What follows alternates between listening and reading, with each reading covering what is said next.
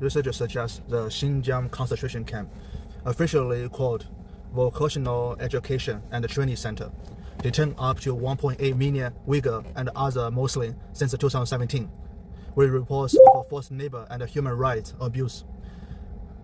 The evidence leans toward severe mistreatment, including torture and cultural suppression, though China denied those claims, calling the facility Vocational Training Center.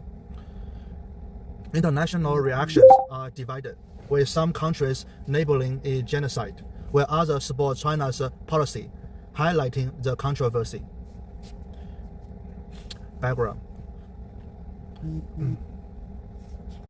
The Xinjiang Uyghur Autonomous Region, XUAR, is in northwestern China, known for its multi-ethnic population, including the Uyghur minority. Since 2017, under Xi Jinping's administration, the region has seen the establishment of facilities aimed at countering extremism, but those have sparked global debate. Operations and conditions. These facilities, estimated to hold 1 to 3 million people, are criticized for detaining individuals without trials, with reports of forced labor in industries like cotton and solar panel. Survivors have described torture, forced sterilization, and cultural assimilation, though China insists they are for vocational training. International perspective. The US, Canada, and others have called China's action genocide, while nations like Russia, Saudi Arabia support China. The UN has no potential crimes against humanity, reflecting the polarized global response. Separate note: detailed analysis of the Xinjiang concentration camp issue. The Xinjiang concentration camp issue, centered in China's Xinjiang Uyghur Autonomous Region (XUAR), has emerged as a significant human rights concern since 2017, under the leadership of Xi Jinping. This region, located in the northwest China, is home to a diverse population, with the Uyghur ethnic group being prominent minority. The camp, officially termed Vocational Education and Training Centers, are part of the border policy framework aimed at countering extremism and promoting social integration, but they have drawn intense international scrutiny for alleged human rights abuses. Today, now provide a comprehensive overview, drawing on extensive research and documentation from credible sources to address the complexity and controversy surrounding this issue. Historical and political content. Xinjiang has a history of ethnic tension, with the Uyghur population advocating for greater autonomy or independence, often framed as a part of the East Turkestan movement. The region's strategic importance, rich in natural resource, and its proximity into Central Asia have made it a focal point for China's security policies. The Strike Hard campaign against terrorism and extremism, initiated in the 2010s, escalated under Xi Jinping, leading to the establishment of the camps in 2017. The campaign was a response to sporadic violence, including the 2009 Rome riots, and aimed to address perceived threat of separatism and extremism. Scale and operation of the camps. Research suggests the camp have detained a significant number of individuals, with an estimate ranging from 1 million to 3 million over several years. Adrian Zenz, a noted researcher, estimated up to 1.8 million detainees in 2020, while Randall Shriver, a U.S. official, suggests 1 million to 3 million over time. The facility identified in reports like the ASP Xinjiang Data Project, September 2020, number over 380, with the construction continued despite claims of closure. Many detainees are held without trials, in administrative detention outside the legal system, often for mundane acts like attending religious funeral or possessing certain mobile apps. The operation involved intense surveillance with an integrated joint operation platform.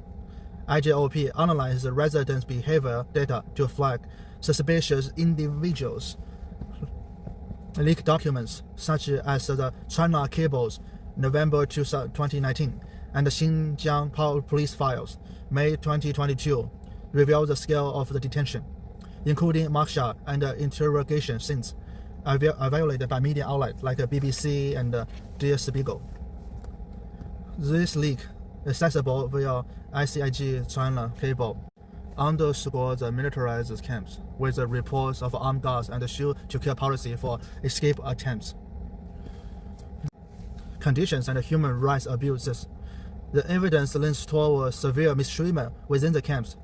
Survivors such as Gorbahar Hidi-Wiji and Kubanor Saidik have a detailed experience in memory walls and interviews, describing forced labor, torture, and cultural suppression. Hidi-Wiji's book, How I Survived a Chinese Re-Education Camps, recounts forced Mandarin lessons and political indoctrination, while Saidik, a former teacher, witnessed sexual violence and forced sterilization. Reports from the Human Rights Watch and Amnesty International highlight forced labor in curtain, solar, and textile industry, with the SP estimating over 80,000 Uyghur shipped to a factory between 2017 and 2019. Culture and religious suppression evident, with the detainees forced to eat pork and drink alcohol, violating Islamic practice, as noted in the Independent. The Xinjiang Victims Database records 225 deaths in custody, with at least 150 reported in one camp over 6 months. RAFI death reports. Children are also affected, with an estimate of 500,000 Uyghur children detained, separated from families, and placed in orphanage. Taiwan News. Forced labor and economic implications. Post-2018, the focus shifted to forced labor programs, linking the camps to global supply chains. The U.S. Department of Labor has documented forced labor in textiles and agriculture, leading to import bans on Xinjiang source goods. DHS forced labor ban. ASPR report highlights the connection to 83 global brands, raising ethical concern in industries like cotton and solar panels. SPI forced labor report. International reactions and controversy. International responses are deeply divided, reflecting the controversy. The U.S. declared genocide in January 2021, followed by Canada, the Netherlands, the UK, Lithuania, and France, with now binding motions in parliaments. CBC Galatasaray.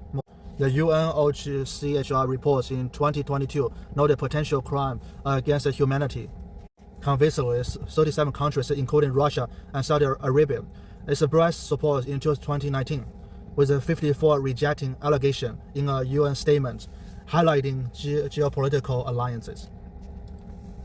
Joint statement at the UN, led by countries like Canada, Germany, have called for human rights respect. US-UN joint statement. Media investigations, such as the Guardians of the Coverage leaked documents, have amplified global awareness. The Guardian leaks China's position. China denies mass detention, insisting the facility a vocational training center aimed at poverty alleviation and extremism prevention. The government claims they were closed in 2019, though evidence suggests operations continue. Official statements, such as those from the State Council Information Office, define policy as totally correct, accusing Western media of spreading fake news. SCMP China Defense. Conclusion: the Xinjiang concentration camps issues is a punch-like and controversial topic, with research suggesting significant human rights abuse, including forced labor and cultural suppression. While China maintains their vocational centers, international reactions are polarized, with a genocide declaration contrasting with the support from allied nations.